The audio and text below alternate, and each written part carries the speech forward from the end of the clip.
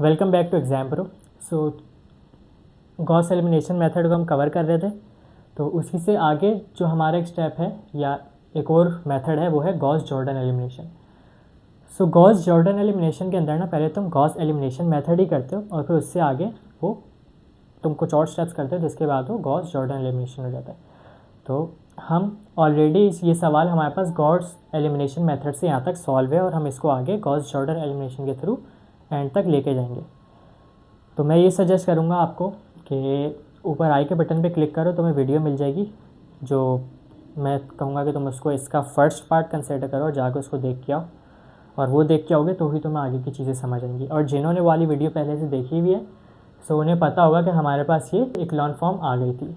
इक्लॉन form basically क्या होती है, जब तुम अपने मैट्रिक्स के डायगोनल के नीचे वाले जो एलिमेंट्स हैं उनको एक लोअर ट्रायंगल को ज़ीरो कर देते हो।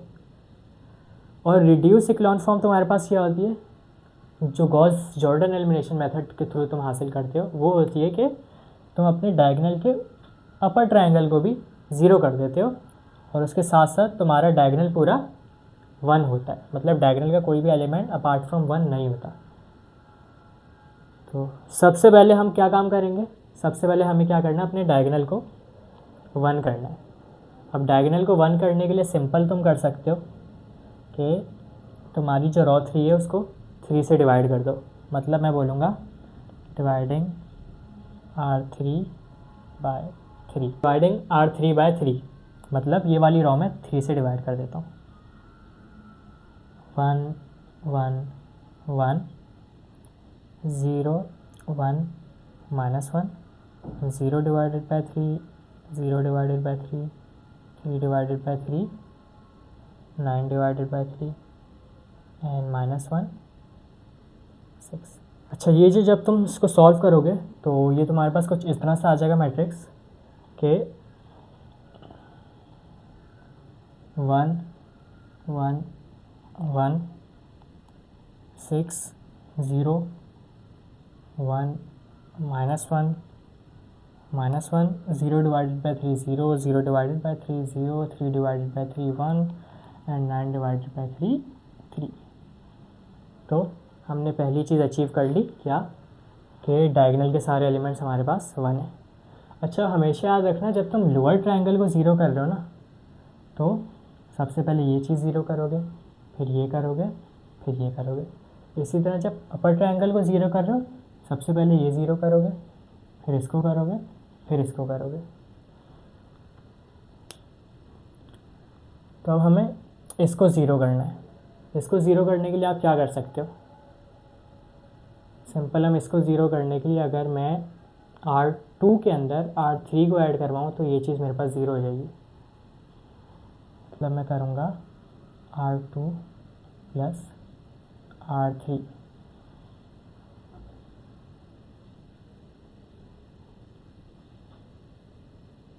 R2 में R3 ऐड हो रही है, मतलब 0 प्लस 0,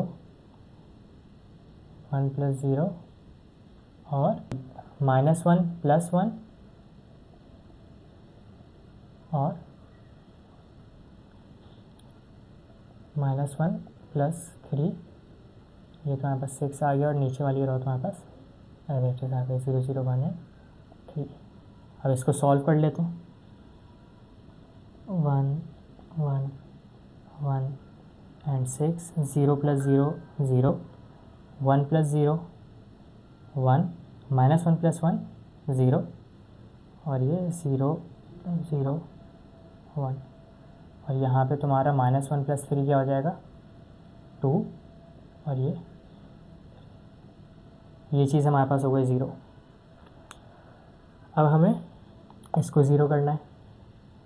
इसको ज़ीरो करने के लिए मैं क्या कर सकता हूँ, इसको ज़ीरो करने के लिए मैं ये कर सकता हूँ कि मैं R1 में से R3 को सब्ट्रैक्ट करवा देता हूँ। अच्छा, हम प्लस माइनस करते हुए ये भी ख्याल रखना है कि जो हमने ऑलरेडी वैल्यूज़ को ज़ीरो किया है ना वो डिस्टर्ब ना हो। तो इस तरह की रोज तुम्हें सेलेक्ट करनी है। फ़र्ज़ करो मैं R3 क्यों इस पर सब्ट्रैक्ट करवा रहा हूँ, क्योंकि मुझे पता है मैं 1 में से 0 सब्ट्रैक्ट कराऊँगा इसको कोई फ़र्क नहीं पड़ेगा, इस वाले 1 से भी 0 सब्ट्रैक्ट कराऊँगा कोई फ़र्क नहीं पड़ेगा, और इससे मैं 1 सब्ट्रैक्ट कराऊँगा ये 0 हो जाएगा जो मुझे चाहिए। मतलब अब मैं क्या करने वाला हूँ, 1 माइनस R3 करने वाला हूँ, मतलब 1 माइनस 0, 1 माइनस 0, 1 माइनस 1 और 6 माइनस 3। ये तुम्हारे पास पहली रो आ गई, बाकी दो रोज ऐसे एज इट इज़ लिखोगे 0 1 0 2 0 0 1। अब इसको सॉल्व करते हैं ऊपर वहाँ पे 1 माइनस 0 1, 1 माइनस 0 1, 1 माइनस 1 0, 6 माइनस 3 3। बाकी एज इट इज़ आ जाएंगे 0 1 0 2 0 1 0 2 0 0 1 0 0 1 एंड 3। तकरीबन सारा काम हो गया और अब बस इसको ज़ीरो करना है। तो इसको ज़ीरो करने के लिए मैं क्या कर सकता हूँ, मुझे इस तरह की वैल्यूज़ में सब्ट्रैक्ट करवानी है कि मेरी ये दो वैल्यूज़ डिस्टर्ब ना हो, और उसके लिए मेरे पास सबसे बेस्ट ऑप्शन क्या है, रॉ 2। क्यों? क्योंकि इसकी फर्स्ट और थर्ड एलिमेंट ज़ीरो है। तो इससे क्या होगा कि ये एलिमेंट ज़ीरो, इसके साथ प्लस हो माइनस हो कोई फ़र्क नहीं पड़ता, ज़ीरो इसके साथ प्लस हो माइनस हो कोई फ़र्क नहीं पड़ता, तो मेरे ये दो एलिमेंट्स डिस्टर्ब नहीं होंगे। तो अब मैं क्या करूँगा, R1 में से R2 सब्ट्रैक्ट करवाऊँगा, मतलब R1 minus R2, 1 minus 0, 1 minus 1, 0 minus 0 और 3 माइनस 2। बाकी एज इट इज़ आएंगे 0 1 0 2 0 0 1 3। अब इसको सॉल्व कर लो।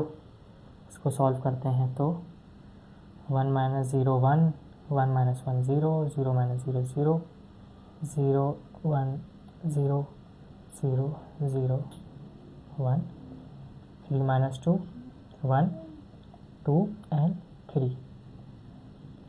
तो ये हमारे पास क्या आ गया, रिड्यूस इक्लॉन फॉर्म, मतलब इसका डायगोनल सारे 1 हैं, अपर ट्रायंगल भी अचीव हो गया है, लोअर ट्रायंगल भी 0 अचीव हो गया। तो ये हमारी रिड्यूस्ड इक्लॉन फॉर्म आ गई है। अब पिछली वीडियो पे हमने गॉस एलिमिनेशन मेथड किया था। गॉस एलिमिनेशन के बाद हमें बैक सब्स्टिट्यूशन करनी पड़ती है, मतलब हम मैट्रिक्स को वापस इक्वेशंस की फॉर्म में लाते हैं और हम उसको सॉल्व करते हैं, जिसमें हमारे पास x की वैल्यू 1 आई थी, सेम क्वेश्चन था y की 2 और z की 3। अब जब हम गॉस जॉर्डन एलिमिनेशन से सॉल्व करते हैं ना, तो हमारे पास रिड्यूस इक्लॉन फॉर्म आती है और उसके बाद हमें इक्वेशंस को सॉल्व करने की ज़रूरत नहीं पड़ती, हमारे पास डायरेक्ट वैल्यूज़ आ जाती हैं। मतलब ये देखो, अगर मैं इसको वापसी बैक सब्स्टिट्यूशन मेथड से निकालता हूँ ना, तो मेरे पास डायरेक्ट वैल्यूज़ आएंगी। मतलब x है, x इक्वल्स टू वाई और z 0 है, मतलब x इक्वल्स टू 1। अब यहाँ पे क्या देख रहे हो, x 0 है, y 1 है, मतलब y इक्वल्स टू 2। और यहाँ पे x 0 y 0 z, मतलब c इक्वल्स टू 3। तो ये फ़ायदा होता है तुम्हारे पास गॉस जॉर्डन एलिमिनेशन से। पेपर में तुम्हें हो सकता है कि वो मेथड बोल दें कि भाई आप गॉस जॉर्डन एलिमिनेशन से करो, सिर्फ गॉस एलिमिनेशन मेथड से करो। गॉस एलिमिनेशन मेथड था जो हमने लास्ट वीडियो में किया था, और उसी मेथड को तुम पूरा एंड तक लेके जाते हो, रिड्यूस इक्लॉन फॉर्म तक, अपर और लोअर ट्रायंगल्स दोनों ज़ीरो करते हो, तो वो तुम्हारा बन जाता है गॉस जॉर्डन एलिमिनेशन मेथड। उससे क्या होता है कि तुम्हें इक्वेशंस को सॉल्व नहीं करना पड़ता, तुम्हारे पास डायरेक्ट आंसर आता है। और गॉस एलिमिनेशन से तुम्हें उसको बैक सब्स्टिट्यूशन से इक्वेशंस निकाल के फिर उनको साइमल्टेनियसली सॉल्व करके आंसर निकालना पड़ता है। दोनों मेथड ईजी है, वो मेथड अपनी जगह ईजी है, ये मेथड अपनी जगह ईजी है। बस कुछ स्मॉल मिस्टेक्स का ध्यान रखना है कि इसको पूरा रॉ कंसिडर करो, ऑपरेशन अप्लाई होगा तो वो इस जगह भी अप्लाई होगा, सिर्फ यहाँ अप्लाई नहीं होगा।